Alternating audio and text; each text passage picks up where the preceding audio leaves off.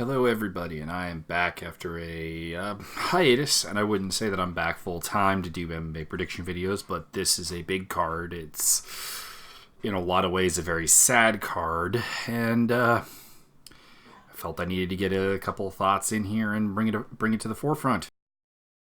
So, this is UFC 223, and it's Holloway versus Khabib Nurmagomedov.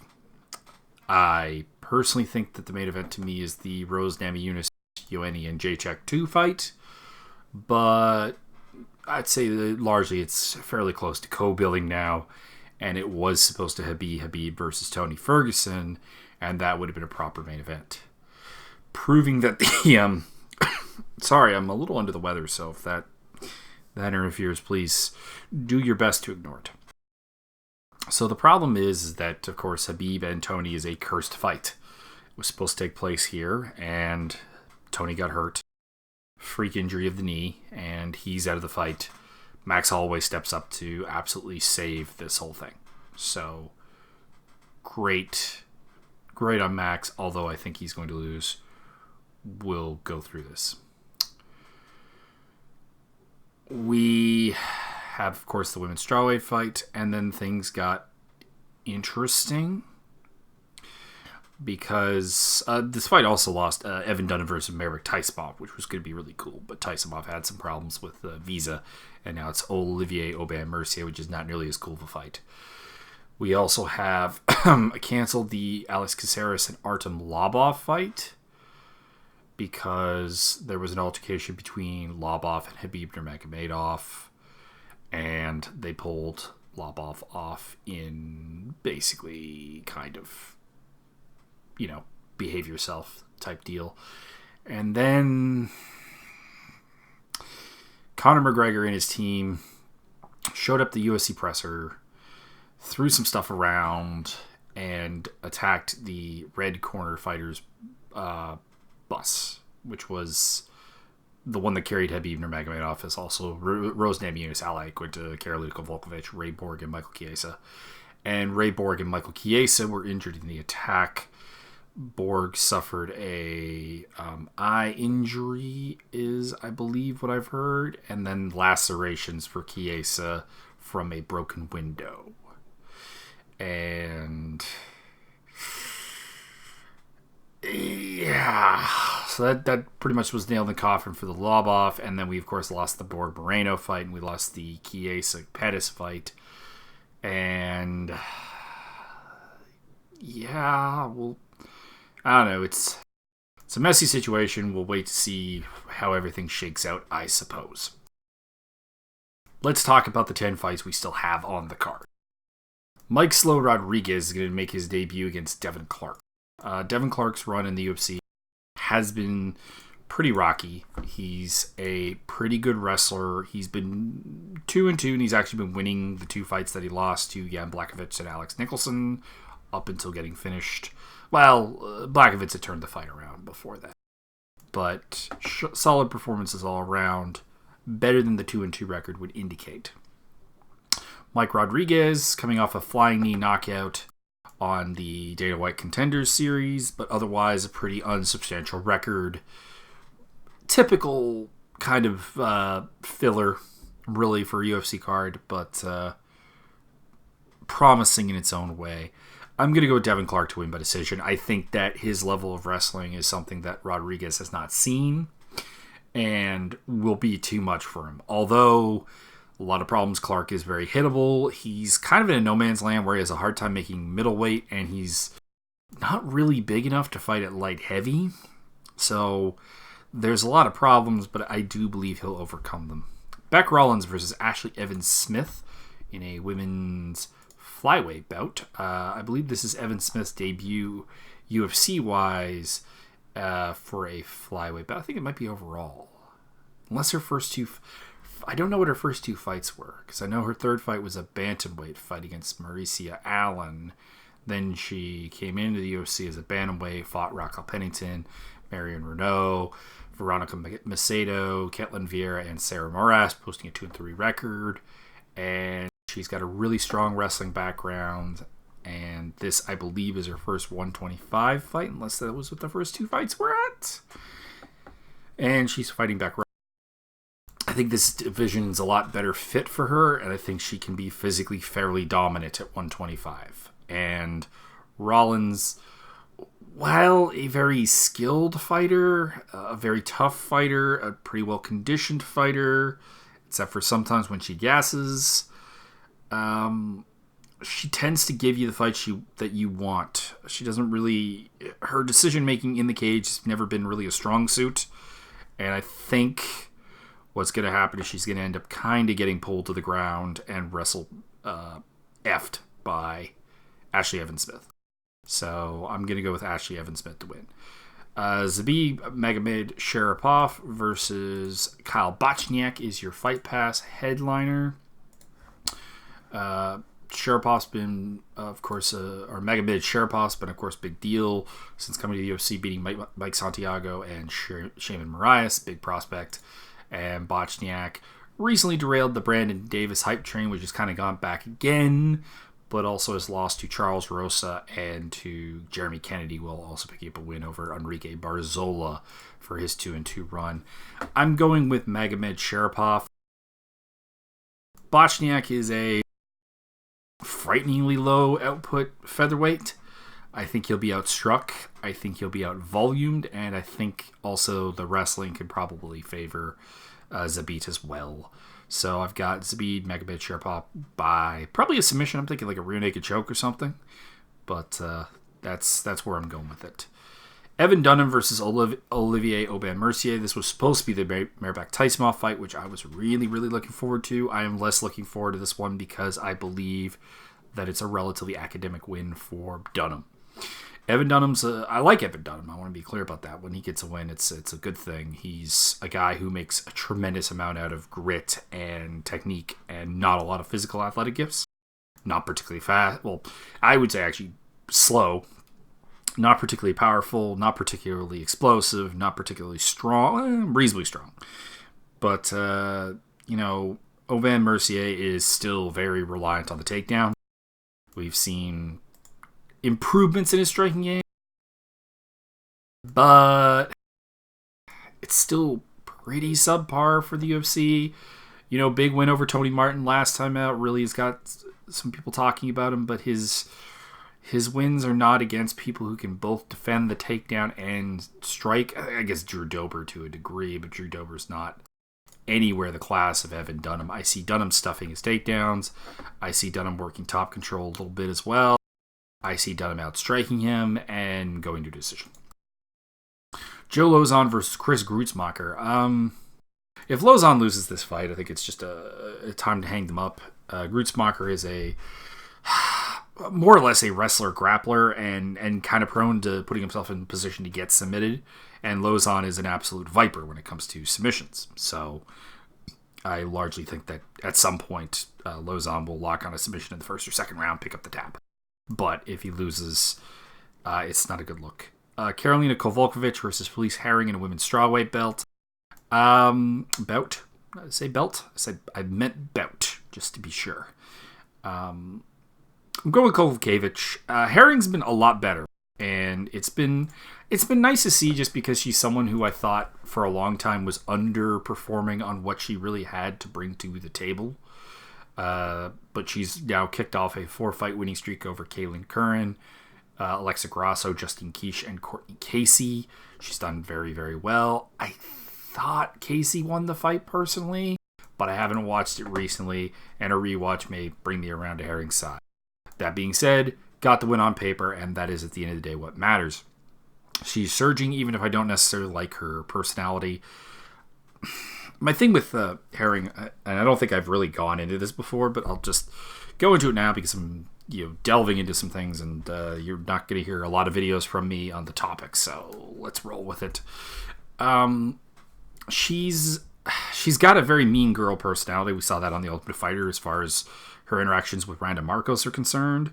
I'm sure she's very, very friendly with other people, but she does give off that mean girl vibe, and then she kind of goes into playing the victim about sexuality and also her own lack of self-confidence and stuff. And it's sad that she goes through that, to be clear, and you should feel for her. But my problem has always been the idea that every bully is someone who's going through their own emotional turmoil, and that somehow excuses their actions, is not something I ever co-sign on. Because I know a lot of people who do go through emotional turmoil and don't resort to trying to make other people feel worse about themselves to make them feel better about themselves. So we'll leave it at that. Not a Herring fan. I think she will lose this one. Karolina Kowalkiewicz, I think, is honestly probably one of the top 5 to 7 women's strawweights in the world. Like, she's proven that she really can't likely beat Joanna Jędrzejczyk. She got completely destroyed by Claudia Gadelha. I think she would get destroyed by Jessica Andrade. She does have a win over Rose Namajunas, so that's kind of weird. A little bit of a rock, paper, scissors thing at the top, but I think I'd probably take Rose in a rematch. But yeah, if you take away Jędrzejczyk, Gadelha, Andrade, Namajunas, I don't really know how many people I'm picking over Kowalkiewicz, who has a pretty good combination of grappling chops, takedown ability, and also striking. And I see her winning this match because the way Herring has historically wins fights is to capitalize on the fact that she's very well rounded as well, and utilize the elements of her game that the other fighter does not have particularly great depth at. So if you're a really good kickboxer, for example, she's going to take you down and make you pay. If you're a wrestler first kind of person, she's going to keep the range. She's going to kickbox a little bit. And I just don't think she has the option here. I think Kowalkiewicz stronger everywhere, but not a finisher. So it probably will go to distance, and Kowalkiewicz will win a decision. Main card, Ally Quinta Paul Felder. This potentially could be a war. I'm going with Iaquinta. I think that he's got the better wrestling game if he needs to utilize it, the better grappling game as well. And I think his striking game, well, if you were to break it down into individual parts, is worse than Felder's. I think it's actually better put together in an MMA sense than Felder's is. What I mean by that is if you asked Felder to throw a boxing combination, he would do it better.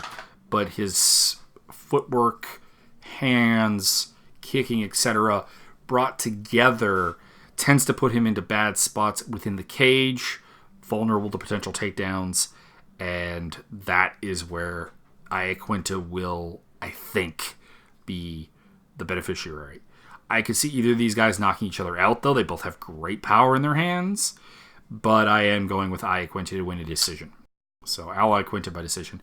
Renato Moicano versus Calvin Kattar. Two guys who were, in their own way, like kind of heading in different directions. Moicano lost to Brian Ortega, and that kind of derailed the hype train that had been built up off of the Jeremy Stephens win. And then you also have the opposite side of things where Calvin Kattar's coming off of massive upset wins over Andre Fili and Shane Burgos.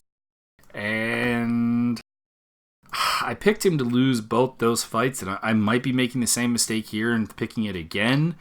But I think that Moicano's ability to keep the distance, utilize good footwork and good strategic thinking is something that is not fully present in Burgos' game yet, and is definitely not present in Andre Fili's game.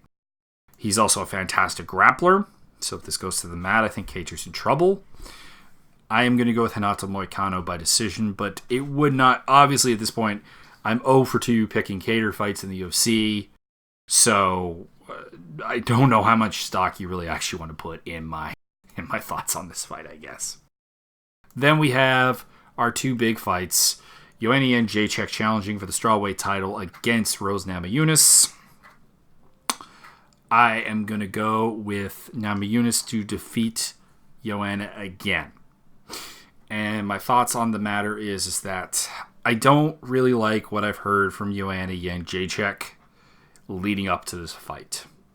There's a lot of placing the blame on other people, and it may be totally true, but I've never seen great results from a fighter who talks about how it's her coaches, or not her coaches. She's primarily been after her doctor and her weight loss people when they go after them, because I think it blinds them to the weaknesses of their own game, and quite often I think it actually makes them more pronounced.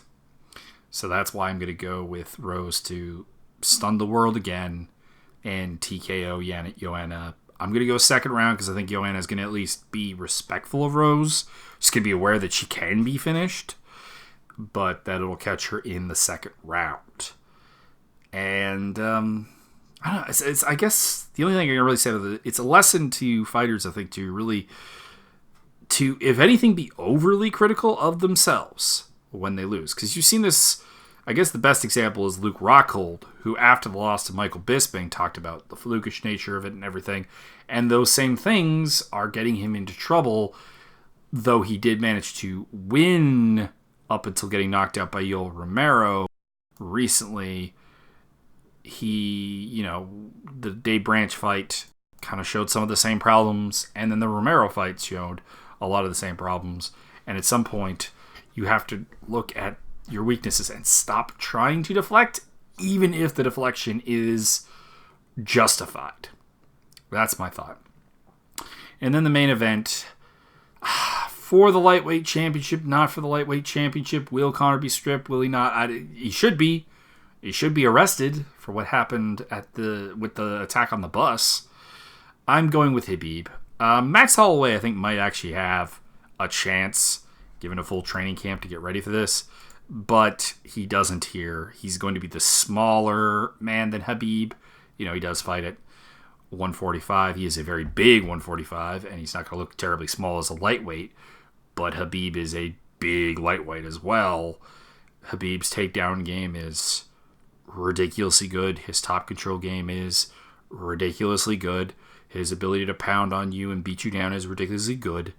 And his stand-up is pretty bad. But Holloway is traditionally not a one-punch KO artist. He's a KO artist by attrition.